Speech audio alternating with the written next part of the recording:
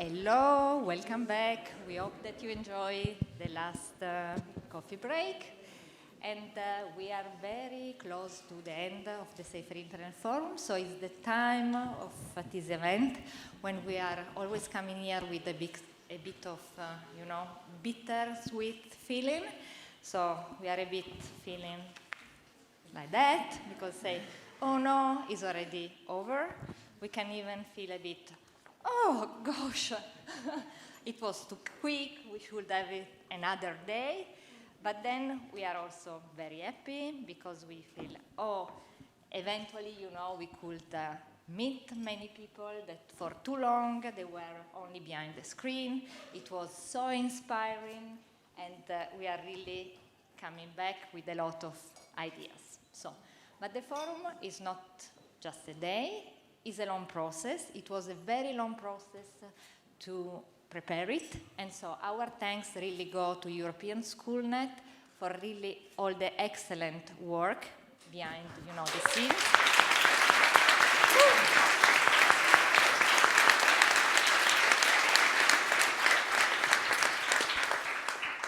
And to all the very active collaborators to them. But then we have to think about today and link it to tomorrow. So to do that, we are here with really the key actors of today. And so we have Selma as representative of the young people, And I would say that she fits so well in this role because we can also see how working and get interest into safer internet from a young age really give also a direction of a career path, a study path. So it's also building skills. Because as you will hear from Selma, she's also studying now something very relevant and interesting. Then we have Amanda, our keynote speaker of the day, coming a long way, so also showing that the safer internet is really international, global, that we need research, we need evidence, but then also that research is participatory. So Amanda, thanks a lot also for linking so well your presentation to the topic of skills and giving, visibility of the importance of involving directly the young people.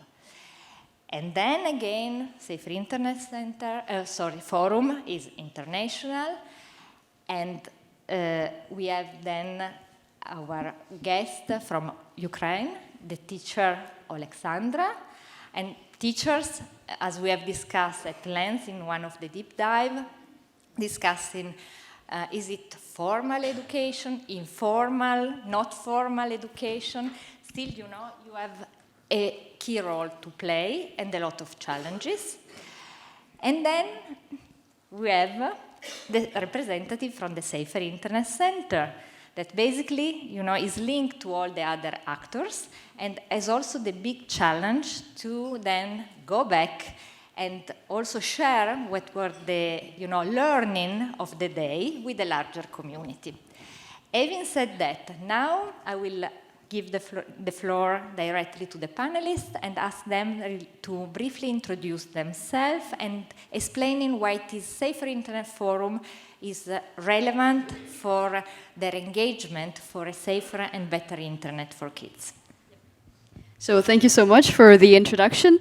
Hello everyone, I'm Selma and I'm from the Czech Republic. I'm currently studying in Sciences Po Politics and Government with a specialization in the Middle East and European relations. And I have been a part of the Better Internet for Kids kind of panel for 2 years, and now I'm in the advisory board.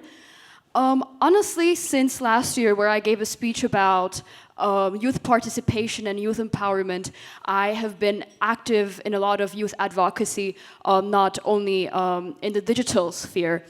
And I have to say that the Safer Internet Forum holds a very special place in my heart because we talk about youth washing a lot when we are engaged in these things.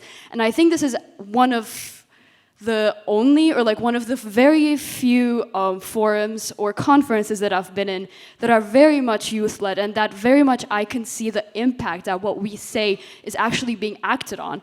So I very much think that this forum is relevant for the future of the internet, and I'm very, very glad that youth washing in its essence is not happening in this case. So, yeah.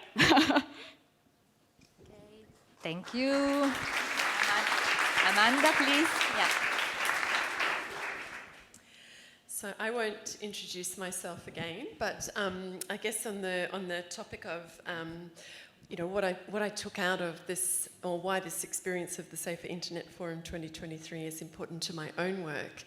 I think it's very true, and possibly the people gathered here don't have this sense of it, but the work that's being done here is really important to the ways that online safety is thought about and acted on in other parts of the world. And so for me, it's really been an incredible experience to come and to have a very intimate view of the ways that things work here, how things get done, the kinds of topics that are of interest to all of you.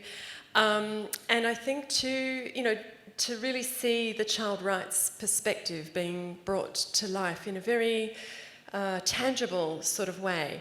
And I think one of the things that's most inspiring and something I will carry with me is the energy around youth participation. I don't know another international forum of this scale that would have a third of the audience in the room made up of young people. That's a real testament to the strength of youth participation work underway here.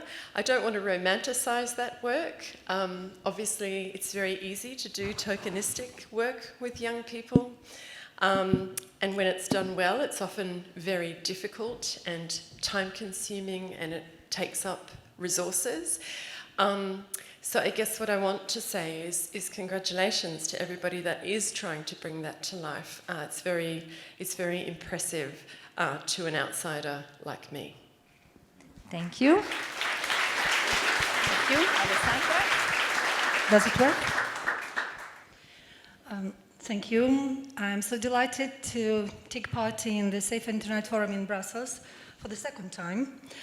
As a school leader at Microsoft Showcase School, which is situated in Zalishki State Gymnasium, Ukraine, I think that one goal as educators is to create minds to transform the world, to make the place better, safer, and more peaceful to live, work, and study in. We need to empower our students to help them develop important 21st century skills, to help them to become responsible citizens.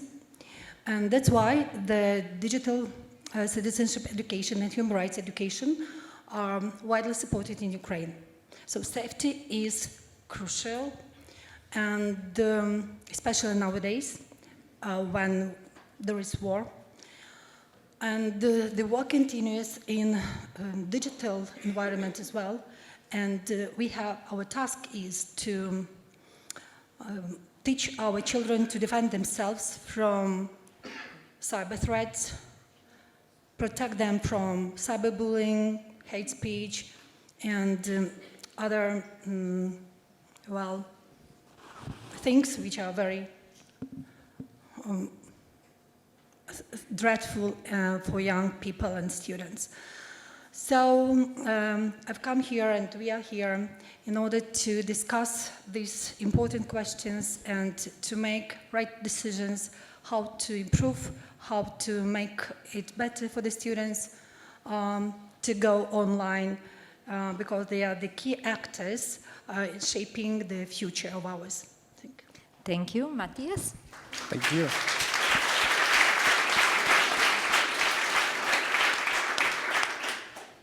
Thank you. Yes, as mentioned before, we as Safer Internet Center now have the big challenge, everything talked here, to bring it back home in our country and to think about how to work with it. And one thing which helps me most all the time when I come here is to see all the young people, how motivated they are. And this also helps me to convince not only teachers and parents, but also politicians to listen to our future. And the future is sitting here.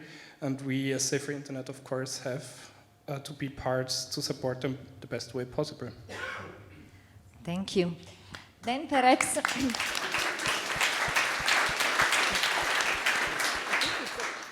is also the moment of the day to pause a little bit and to think, okay, so how did the day started and what did we discuss? Because it was so, so rich and with so much, interaction, networking, and a bit of listening, a bit of exchange.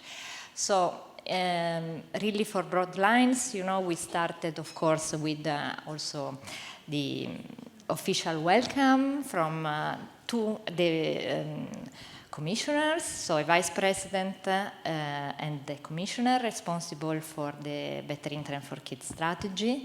And so that also frame, what is, the STEAM behind, and also stress the importance of the work that we are all doing. Then we had a first, after Amanda's keynote speech, there was this first panel discussing, again, quite at high level, what are the priorities in terms of skills, empowerment, protection, participation, so all the keywords behind the strategy. And then the interactive part started. And I was just in a couple of tables, but you were in others. And so now the challenge for you as panelists is really to come up with one main takeaway from the day. Started with Selma, if you are ready. This is a very hard question, actually. Yeah. And I had to think about it very much so. But I think I'm going to go back all the way back, actually, to your speech. And someone asked in the audience afterwards, what about children that are under the age of 15 or 12? And I think that on that note, like all of my discussions have revolved around this, that we need to start digital literacy education as soon as possible.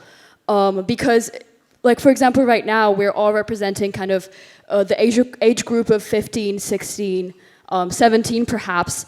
But we also need to think about the younger generation, because basically digitalization is becoming a part of our DNA, and we are growing up with digitalization in its essence. So we need to foster these skills as soon as possible in the primary education or in kindergartens even, because we need to prevent the mental health disorientation and all the problems that have arisen as of right now in the generations to come. So I think that is very much the key point that I want to highlight. Thank you. Amanda?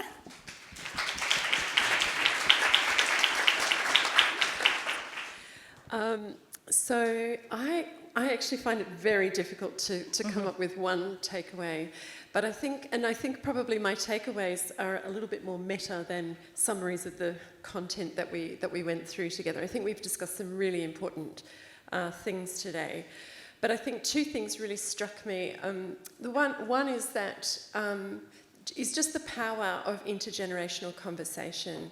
When we have people in a room together, talking across generations, it makes everything so much more real and tangible, and I think we come up with good ideas and solutions. So that's the first thing that really struck me. And the second one is really just taking stock of the incredible amount of work that's being done in this space by players in the field or in the room today. And I guess what that makes me want to sort of share with you is that there's an enormous amount of wisdom here. I don't know that we evaluate enough of the things that we do for their real impacts, and so I guess what I'm wanting to call for is really that we do consolidate the learnings of that work and share them as widely as possible so that we can all be learning from each other and doing things better. Thank you. Alessandro. Speaking about the priority, I would say that we have to enhance their media literacy because it's very important to learn and discern the information around us. So much fake news, well, a lot of manipulations on the internet, and lots of, as we call it in Ukrainian, IPSO, information psychological operation, am I right? So, and that's why we have to teach our students to know how to deal with this problem online. And of course, I would like to say thank you to our young people who were active participants during our Safe Internet Forum. Thank them for their commitment, for being so enthusiastic, and really they are what wise users they are and how experienced they are. So congratulations on having such a great experience during this forum. And so I would probably, during our discussion in Teams, that was table 20, and we talked about the parents and children interaction, and one of the ideas was how can we encourage our parents to learn how to behave themselves online, how to know how to teach their children at home. And we talked about online hygiene and etiquette. So, and we have to think about it, how to encourage our parents to be active participants in educating our young generation. Thank you.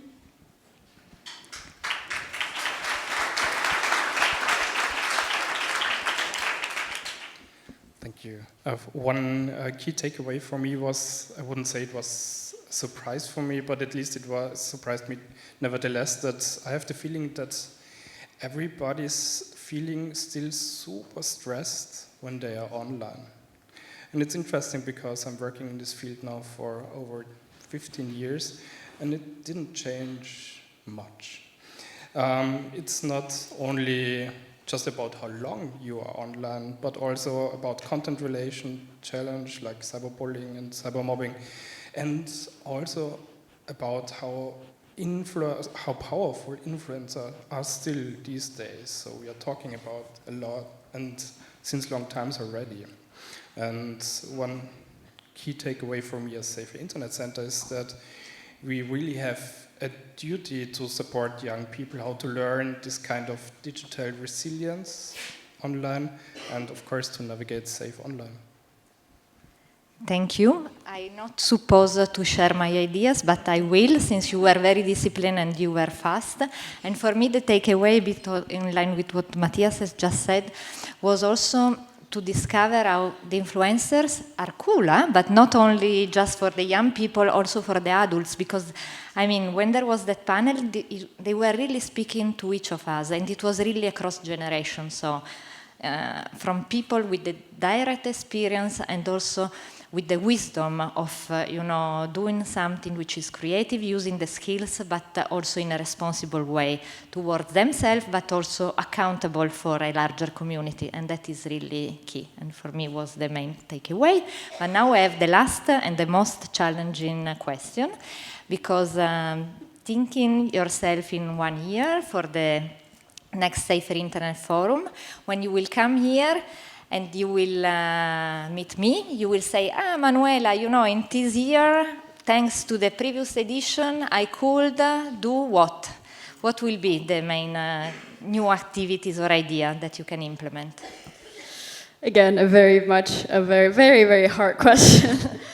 I would say that, okay, so on one hand, I'll definitely continue my advocacy work and inclusion of people and listening to people in general and what they have to say, so inclusion of young people, because there is never too much of inclusion, I guess, because once again, I'm drawing back to that, we are here representing the young, but there is also a lot of young people who are not represented in this room. So continue having those conversations so that we know what challenges and problems are faced by, for example, minority groups or rural youth. And that is, I think, a very important aspect. But also, after a lot of conversations that I had during this forum, I identified that there's kind of like a stigma around digitalization in the wider society.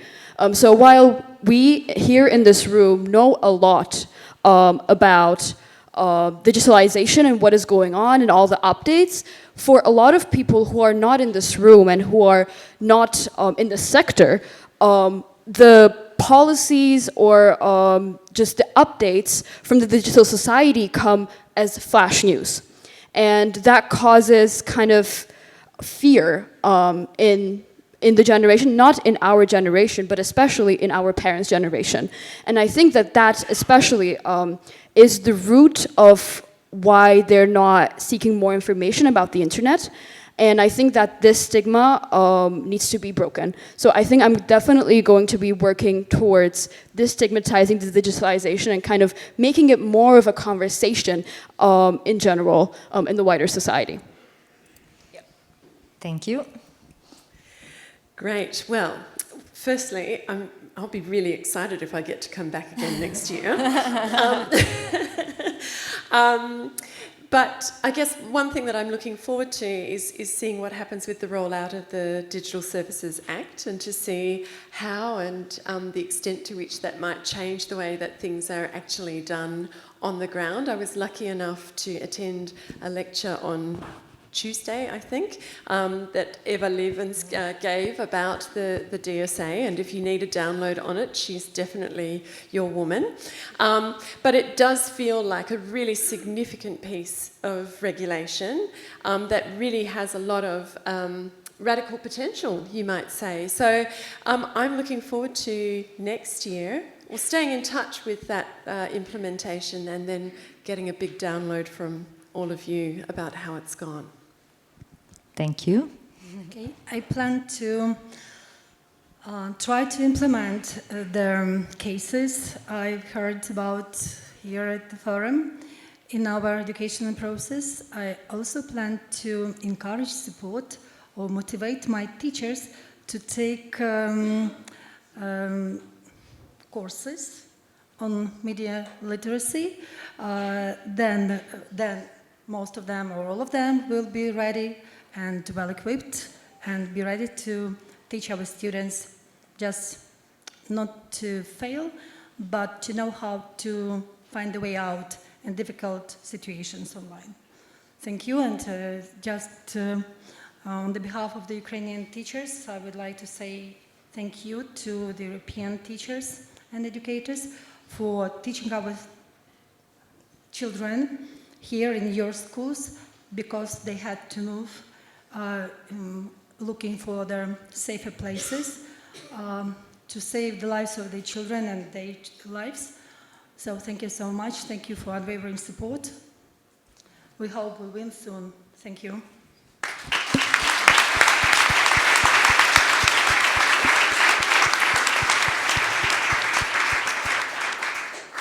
Also, tough question for a safer internet center, besides all the work we are still going to do dealing with AI and generative stuff. Of course, I think one of the main things we will do next year is looking at the DSA and looking at the industry and how they are implementing it. And I think this will be also one of the main things we will try to really, really look closely and talk to the children, talk to the parents, the caregivers, if it's working for them, and then giving back the information to the European Commission. So next year we can talk about implementation and if it's really done good or just in a matter of, yeah, we have done it. Thank you. And then, I mean, the key actors are not just sitting here on the couch. There are also in the room. There are also still many very resilient online after many hours. So we would like also to ask if you have any question for them before that we close the session. Are there questions? We have an online one, Manuela. Ah, okay. Yeah. I'll come here so you can hear me. So question for the panel from Alexandra, who is online. In your view, is online safety of children and youth being considered in the ongoing EU AI Act negotiations? Would it need to be, and do you see the regulations provided by the DSA covering AI-related questions sufficiently? Nice easy one for the end of the day.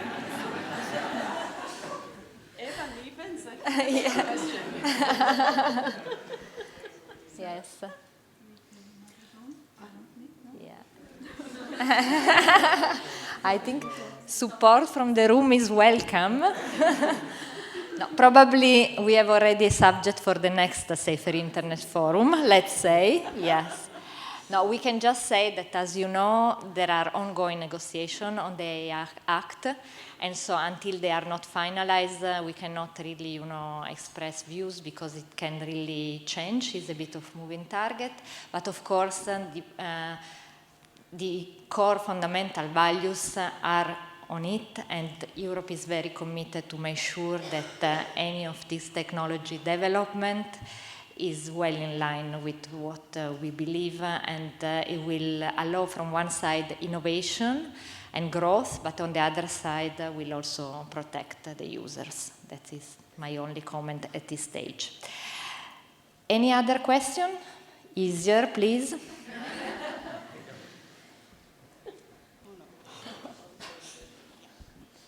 Today we've been talking about digital skills. One thing I worry about is that not everybody is lucky enough to have parents who have all the skills and capabilities to know about all of these different parental controls. So is there a balance between, skilling kids and parents, but also the platforms taking their responsibility?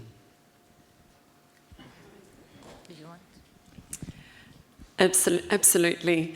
It does take a whole ecosystem to make this work. And I think, we do need to continue to call platforms to account to meet their responsibilities.